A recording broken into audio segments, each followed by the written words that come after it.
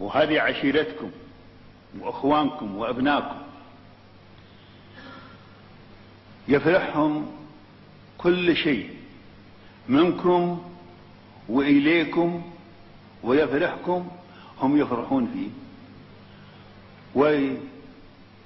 ويتساعدون به ويفتخرون، والحمد لله والشكر.